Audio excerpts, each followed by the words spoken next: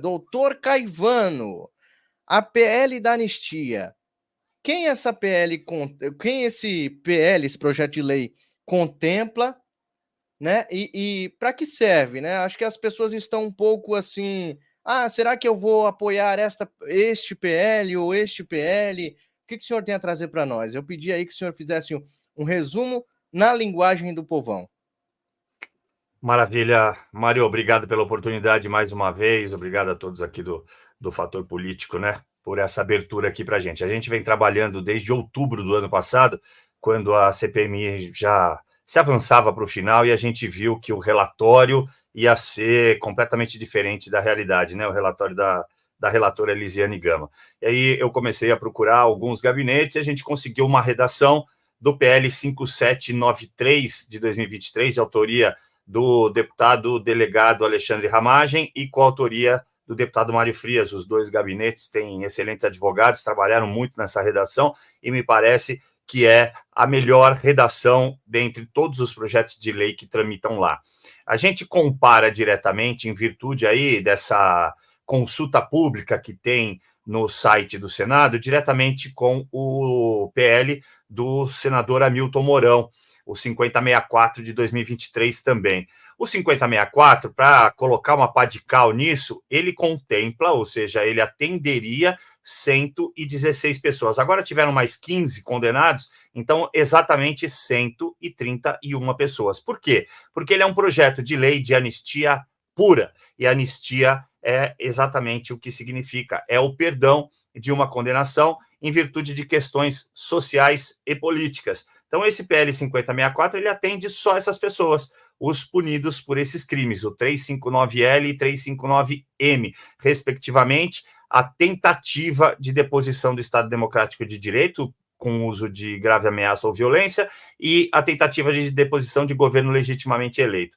E deixa para trás, ou seja, não contempla os crimes do 286, que é a incitação ao crime, e o 288, que é a associação criminosa, e que, embora nós, advogados, entendamos que eles não poderiam estar ali, eles estão, né? O Miguel, acho que me fez uma relação e trouxe aí que esses processos não atenderam o duplo grau de jurisdição, a ampla defesa e o contraditório, o princípio do devido processo legal, tem uma série de falhas, mas as três principais que eu apresento aqui para a população são o princípio do juiz natural, ou seja, não é um juiz natural. Esse caso está, né, eivado de uma nulidade absoluta, que é a incompetência, né? Esse juiz, essa corte, o STF não deveria estar julgando essas pessoas, porque alegou continência e conexão. Mas, como o doutor Marcelo pode até dizer se eu estou mentindo ou não para a população brasileira, a continência e a conexão só acontecem quando existe processo.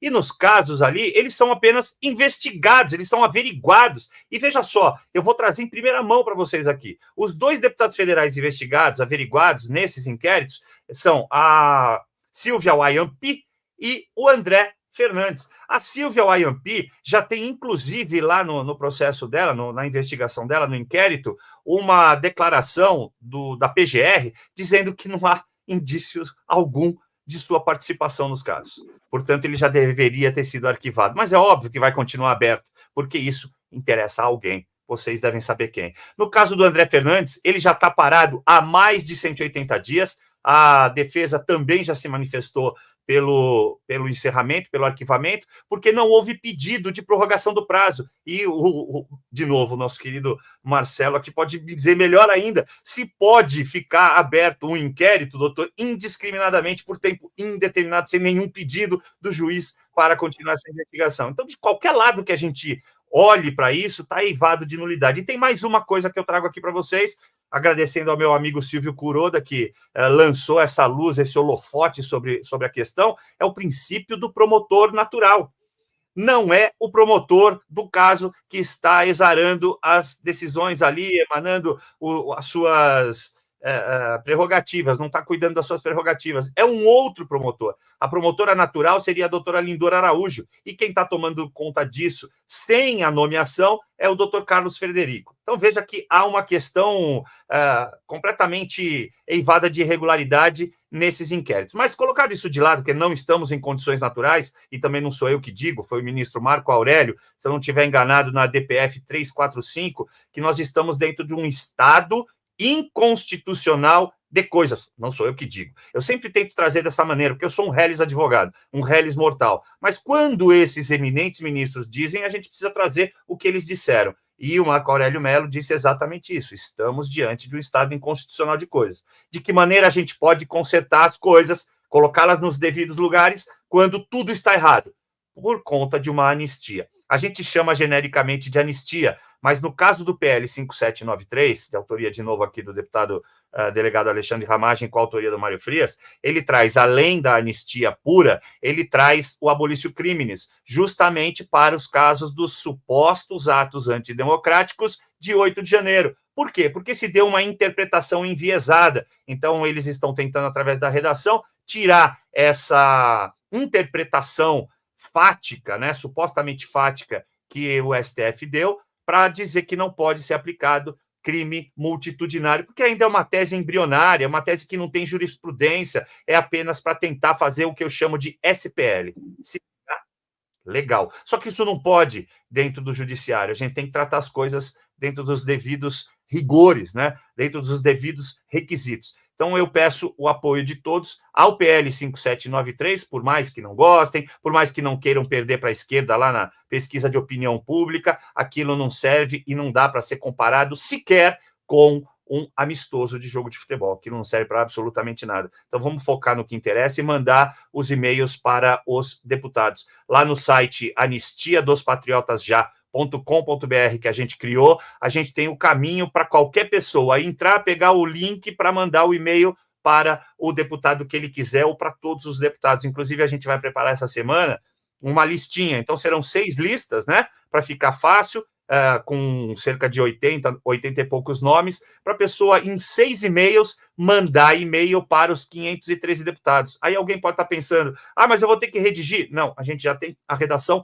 pronta, ela já está lá, basta copiar. Esse primeiro voto favorável já foi do deputado Gustavo Gaia. Ele já votou, ele nos ligou, ele entrou em contato, põe meu voto lá. E essa semana, na terça-feira, eu estarei lá e vou conversar pessoalmente com os deputados, né, tentar angariar o maior número de votos para esse apoio, além de tentar conversar com a deputada federal Carol Detoni, que acaba de assumir a CCJ, que é onde o PL 5793 está, lá na Câmara dos Deputados, e vamos tentar conversar, eu vou manter em segredo ainda por enquanto, mas eu vou tentar conversar aí com outro deputado para ver se ele pega essa relatoria, né? Claro que tem que ser decidido pela presidente da CCJ, é ela que escolhe, mas eu vou fazer essas sugestões para ver se eles pegam e conseguem fazer o trabalho no menor tempo, no menor prazo possível, porque as pessoas já estão de tornozeleira há mais de um ano, Mário. Então, esse site aí que está aparecendo na tela é o anistiadospatriotasja.com.br, não é isso? Este site aí, então, é favorável ao 5793, o PL 5793, que o senhor trouxe aqui, que é mais embasado, contempla mais pessoas, é mais bem aproveitado do que o PL lá do Mourão, não é isso? Exato. E só para fazer um contexto histórico, como vocês todos já trouxeram também, lá em 1979, os esquerdistas foram anistiados de maneira ampla, geral e irrestrita pela Lei 6683 de 1979, assinada pelo então presidente João Batista Figueiredo. Então veja que a gente criou um artífice aí, um arquétipo de que a anistia é liberar todo mundo, por conta dessa lei 6683. E ela não abarcava somente a anistia pura, ela abarcava também a abolício criminis, ela atendia aos exilados políticos, ela atendia, por exemplo, jornalistas que tinham dito alguma coisa em determinado momento, e o nosso PL, né, eu digo de nosso porque eu também tentei ajudar o máximo que pude e continuo ajudando para que ele seja aprovado, lá também consta exatamente isso, e pode atender as pessoas que se exilaram voluntariamente para não serem perseguidas por essa ditadura que aqui está, essa tirania. Então, por isso que eu venho defendendo esse PL para que ele seja aprovado o quanto antes. Doutor Marcelo, o senhor quer falar algo sobre isso? Acho que o Caivano tinha feito um questionamento anterior para o senhor, né? Eu até esqueci. Não, eu Você se sei o que lembra? é. Eu sei, lembro sim. Não, primeiro eu quero dar parabéns ao doutor Caivano, porque realmente esse é um projeto importantíssimo, eu sou inteiramente a favor. Né? Algumas pessoas têm algumas restrições a isso. Nós vamos estar legitimando o processo do Supremo. Não, não é nada disso. É o contrário. Um dos fundamentos é exatamente a inteira ilegalidade desse processo. Agora são 131 condenados, né? Não tem nenhum com foro por prerrogativa de função. O que um aposentado da Sabesp está fazendo sendo julgado no Supremo? Ele tem que ser julgado por um juiz de primeira instância. A conexão e continência acontece quando você tem alguém que é denunciado, é processado, acusado de um crime, juntamente com, por exemplo, um deputado federal. Um deputado federal e um aposentado, né, de uma empresa qualquer são denunciados pela prática de um crime de, sei lá, de estupro. Né? E aí o sujeito que não é deputado vai ser julgado pelo Supremo porque ele tem que ser julgado junto com o deputado federal. Né? Desses 131 réus, nenhum é deputado federal. Né? Tem 2 deputados federais investigados. O leigo tem todo o direito de não saber a diferença entre investigado e réu, entre inquérito e processo. Agora, se o ministro do Supremo não sabe qual é essa diferença, então, pelo amor de Deus, né? É melhor se aposentar. Né? Então, o fato de existirem 2 investigados que são deputados federais não significa absolutamente nada, a não ser que eles tivessem sido denunciados. Eles estão sendo investigados até hoje e não foram denunciados, não foram acusados formalmente. Denúncia, como a gente chama, a acusação formal, é onde começa o processo. Ela é feita pela promotoria. Se o sujeito está sendo investigado há mais de um ano e até hoje não foi acusado formalmente, é porque não tem nada contra ele. Né? Tanto que, com relação a um, já com certeza vai ser arquivado. E com relação ao outro, também não tem absolutamente nada. Né? Mas ainda que viesse a ter no futuro, não importa. O que importa é o seguinte, no momento, essas 130 pessoas estão sendo processadas. Está sendo processado, junto com elas, algum deputado federal, algum senador da República, alguém que justifique a competência do Supremo no momento do processo. Conexão e competência importam em unidade de processo e julgamento, não de investigação. A investigação é a fase anterior, é o inquérito. Não tem nenhum. E não terá, nós sabemos que não terá. Né? Mas o que importa é, não tem nenhum réu com foro, como diz o leigo, foro privilegiado. Então, essas pessoas não podiam ter sido julgadas pelo Supremo. Foram julgadas pelo Supremo, o que é uma ilegalidade em si, é uma violação do princípio do juiz natural, né? Mas tem uma consequência ainda maior, ainda pior, ainda mais grave. Se você começa sendo julgado pelo Supremo, você vai recorrer a quem? Ao Papa? Né? Você tem negado o seu direito constitucional de recorrer. A Constituição, lá, artigo 5º, inciso 55, lá na parte final, diz: aos acusados em geral são assegurados o contraditório e a ampla defesa, vírgula, com os meios e recursos a ela inerentes. O direito de recorrer é inerente à garantia da ampla defesa. Aí esse cidadão pega 17 anos de cadeia por algo que, em última análise, é um crime de dano, que a pena é cesta básica, o que já é um absurdo, e ele não tem a quem recorrer dessa decisão absurda. Ele não tem, a dona de casa não tem, o outro idoso também não tem. Né? Então, é um festival de ilegalidades e a anistia não está passando pano nisso. Uma eventual anistia vai ter como fundamento exatamente essas violações do devido processo legal.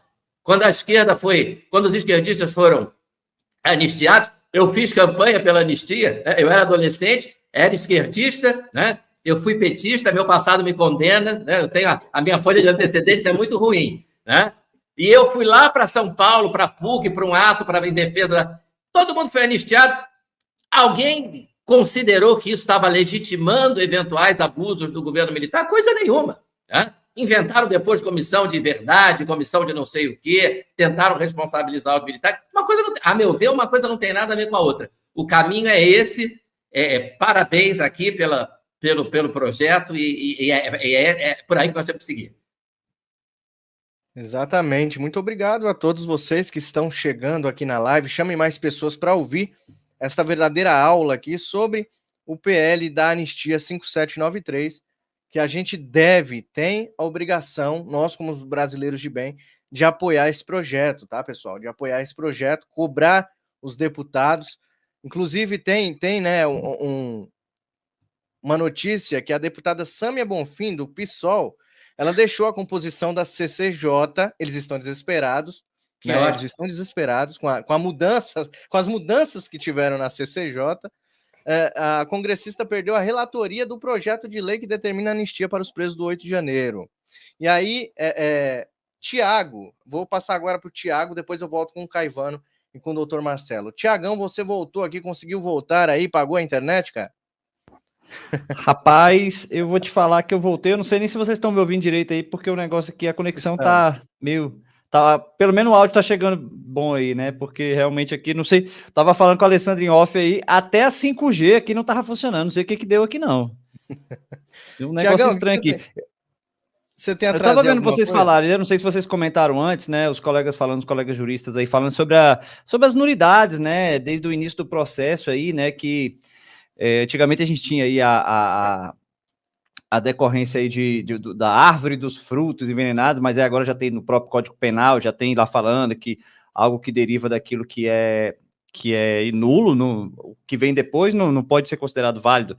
Mas eu fico pensando o seguinte, se até agora, se até este momento, e aí até a pergunta que eu repasso até para os colegas aí, juristas, se até este momento o próprio ministro das galáxias, né, ele não virou e para si mesmo, que ele sabe, ele não é bobo, cara, não é bobo, ele sabe o que ele está fazendo.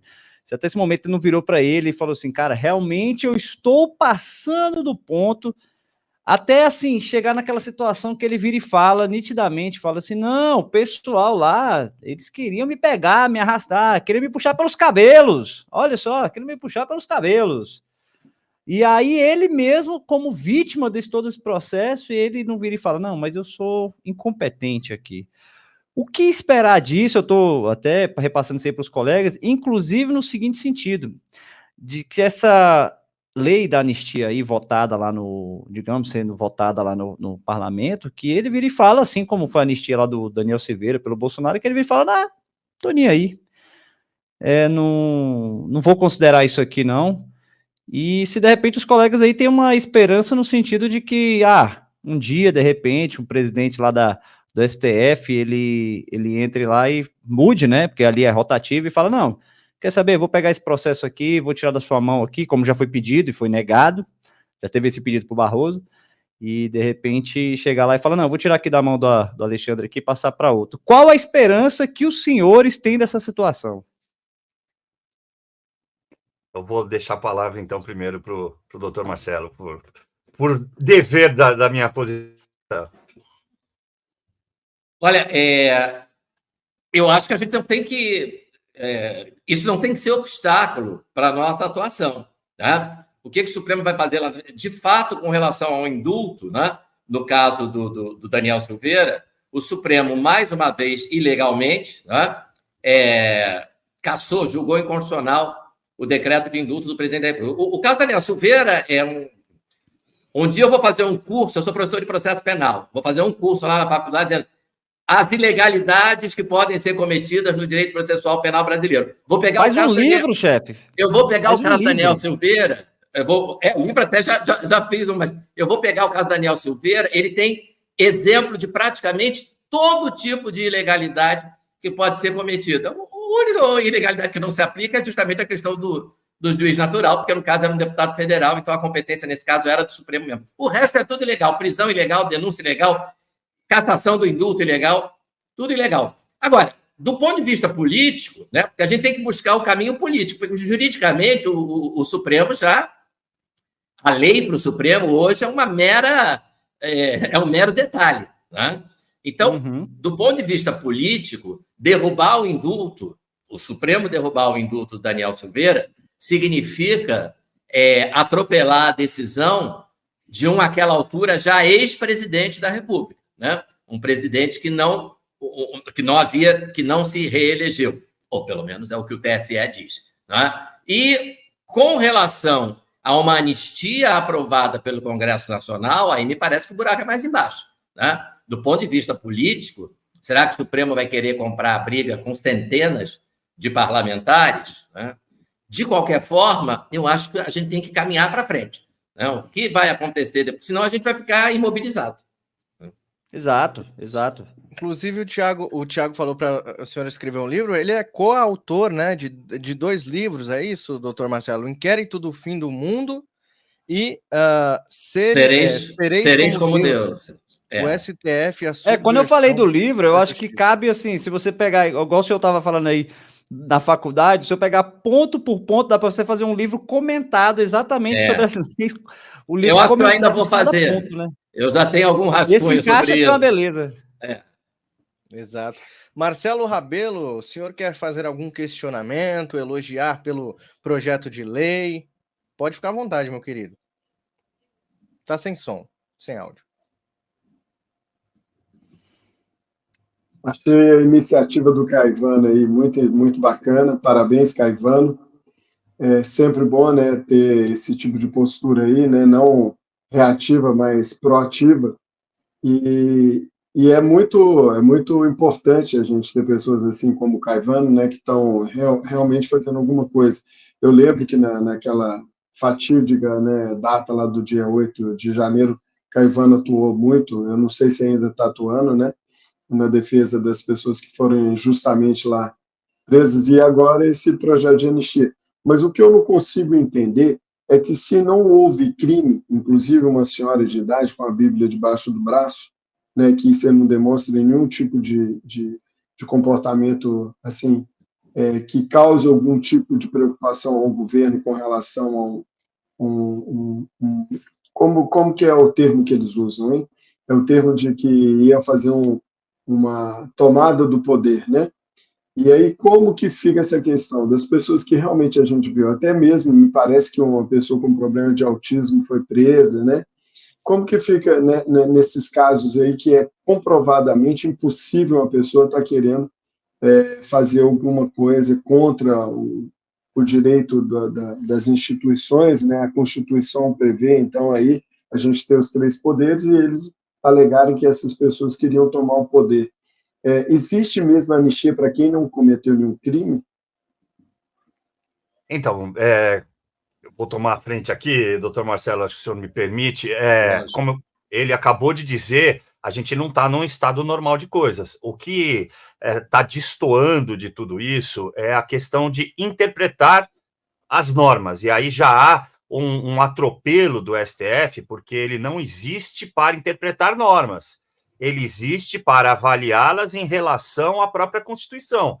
E aí determinar se elas são constitucionais, né, se essa legislação é constitucional ou inconstitucional.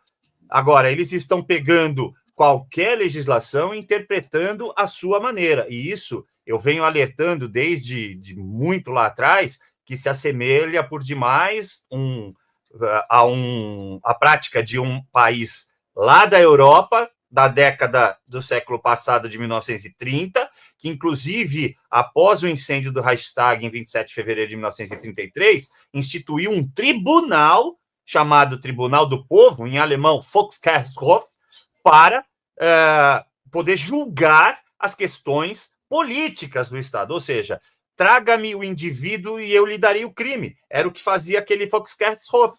Me parece que o STF, e falo sem nenhum temor, está fazendo exatamente a mesma coisa. Quando pega a dona Jupira e condena por ela estar lá dentro, como você mesmo disse, Marcelo, está lá dentro se protegendo de bombas e de helicópteros. Eu vou pegar de novo a fala do doutor Marcelo para dizer assim, os helicópteros foram proibidos durante a pandemia em uso de força tática da polícia para proteger a população das comunidades nos morros cariocas. Mas você se utilizou de helicópteros para supostamente controlar a turba ali naquele evento do 8 de janeiro. Está tudo irregular. Inclusive, eu digo para vocês aqui, com conhecimento de causa, porque eu fui investigar, existia uma portaria conjunta do Ministério dos Direitos Humanos com a DPU, a Defensoria Pública da União, que estabelecia como agir em caso de turbação, né, em caso de contenção de multidão. E o uso de aeronaves foi proibido.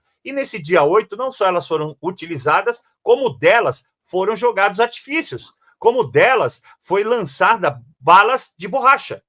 Pois bem, o que todos os testemunhos levam a crer é que aqueles helicópteros estavam sendo usados como, literalmente, aqueles condutores de rebanho, para colocá-los para dentro dos prédios.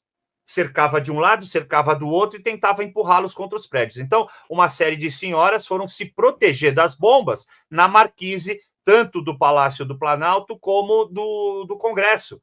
E aí, lá dentro, dona Jupira, de quase 63 anos, se eu não estiver enganado, ela foi julgada, processada pelo STF e condenada a 17 anos e 8 meses de prisão em regime fechado, inicialmente. Obviamente, ultrapassa os 4 anos. Agora, eu vou comparar com aquela conhecida Elise Matsunaga, que inclusive já foi a personagem principal de documentário da Netflix. Ela teve uma pena de 18 anos e 9 meses, reduzida para 16 anos e 3 meses pelo STJ, porque é demais condenar uma pessoa a 18 anos que premeditou um crime, envenenou o marido, matou-o no apartamento, colocou-o na banheira, esquartejou-o, separou as partes, colocou em malas, desceu o elevador várias vezes com as malas, colocou-as nos carros, no carro dela e colocou em vários lugares diferentes da cidade. Não, isso é um crime menor, muito perigoso. É a senhora Jupira, com 63 anos, tomar o poder do Brasil, sozinha. Eu lembro aqui, aproveitando a presença do Dr. Marcelo, o crime impossível, a figura do crime. Claro, com certeza. Como é que uma pessoa assim vai conseguir tomar o poder, minha gente? Então, de qualquer lado, o que eu quis dizer com essa explanação até mais longa, de qualquer lado que a gente olhe, não há crime algum. Há o direito de manifestação, inclusive na norma 14197 de 2021, que é essa que está dando guarida aí a esse capítulo específico do Código Penal, que trouxe o 359L e o 359M, perdão. Ele tem lá no final o 359T, que é uma excludente de ilicitude, que eu chamo aqui de antinomia formal da norma, porque está contido na norma. O que ele está dizendo lá? Olha, se as manifestações forem pacíficas, em defesa de direitos políticos, sociais e em garantias fundamentais constitucionais, não há crime. Então, meus amigos, a gente não devia nem estar falando sobre isso aqui, porque essas pessoas não deveriam ter sido julgadas por isso. Era um mero direito de manifestação, um direito constitucional. Então, não há outra alternativa a não ser anistia, e aí a gente não pode pensar que é para dar guarida a algo que tenha acontecido. Não, é só que nós estamos, por enquanto, num estado inconstitucional de coisas, e o único mecanismo é colocar o poder legislativo contra o poder judiciário, para que eles estabeleçam aí uma tentativa de se harmonizar novamente. Caso contrário, a gente vai viver sob a égide de uma ditadura, e aí é melhor vocês procurarem uma saída. Tem Galeão, lá no Rio de Janeiro, onde o doutor Marcelo está, tem Cumbica aqui, aí cada um escolhe a sua saída.